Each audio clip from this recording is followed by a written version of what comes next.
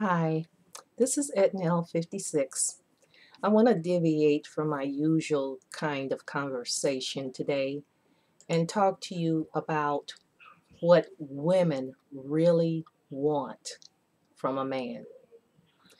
And this was after I had read a chapter in a certain book talking about male and female relationships, and that women really wanted material things from a man more than anything else, and that this is what motivated most women in any relationship was what she could get from a man materially, and that in exchange she might prostitute herself to her man in order to get material things, or she would refuse to be the kind of loving companion and paramour that a man desired, in order to bargain with him to get more material things. Well, I took exception with that, and I wrote back to this author, and I'm just going to read to you what I wrote to him. I thought it was worthy of sharing with others. And again, I call this what women really want from a man. Uh, I will quote what he stated. He said, an obsession with not just desire for, but an obsession with material things is one of the predominant characteristics of most black women in America. Now, he reduced this to what black women want. And so, in other words, I guess maybe this was his excuse for saying the reason that a lot of black men preferred white women. I don't know.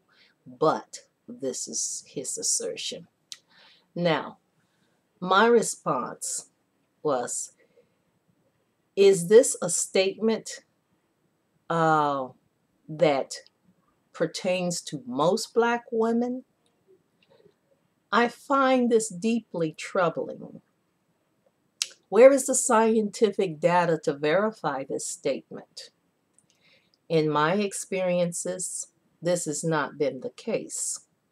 And that is my experiences with all the women that I have known, whether or not it was my friends or my relatives or acquaintances or whatever, to say most black women was really quite a statement that kind of stigmatizes black women as being materialistic and having no other objective in mind.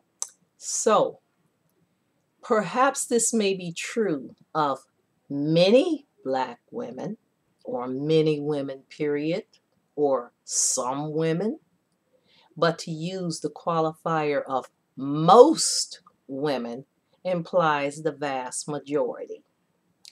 Now, being a black woman and having known countless other black women in my lifetime, I have not found this to be true. I had to say this in defense of my sisters. Neither in my own experiences and studies, and I've studied quite a bit and read quite a bit of psychology, in the psychology of African American women, or the psychology of just women in general. I have found the examples presented in his book to be not that typical at all. So, I do know that any woman craving material things is only doing it out of frustration from what she is missing on the emotional level and is attempting to fill that void. This is why it can never be satisfied. And she just desires more and more things, often becoming manipulative in an attempt to fulfill that need. And that is, again, because there is something missing emotionally when you find women of this sort that just have an obsession for material things to the sacrifice of the relationship itself. Now, the need itself springs from deep within, the gasping chasm of her heart. That is, when a woman's heart is empty, she's going to fill it with something. And an unfulfilled emotional and spiritual need often manifests itself in the accumulation of material things. What I have found to be true is that most Black women in America often feel bereft of adoration and a feeling of being cherished by their men.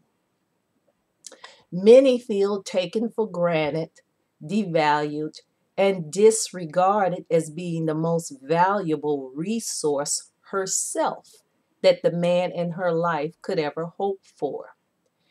And every woman, regardless to her race, wants to be cherished, wants to be adored, wants to feel covered and protected by the man in her life.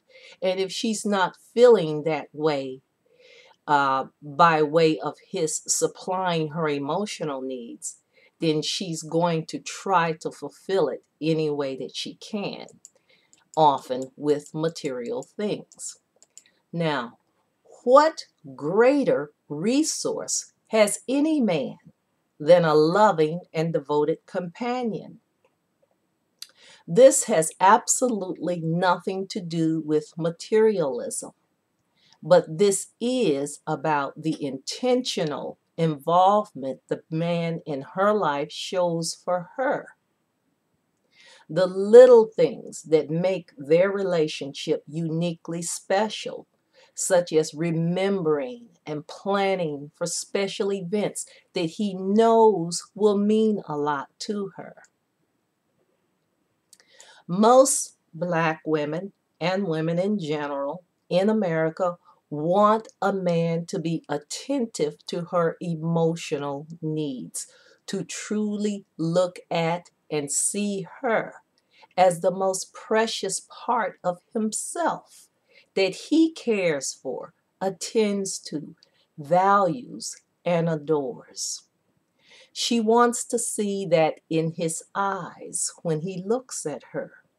She wants to feel desired by him, not just for sex, but for the essence of her being and all that she adds to his life, being a unique soul. She needs to feel that when she speaks to him, he actually hears her heart and is listening to the intent of her words.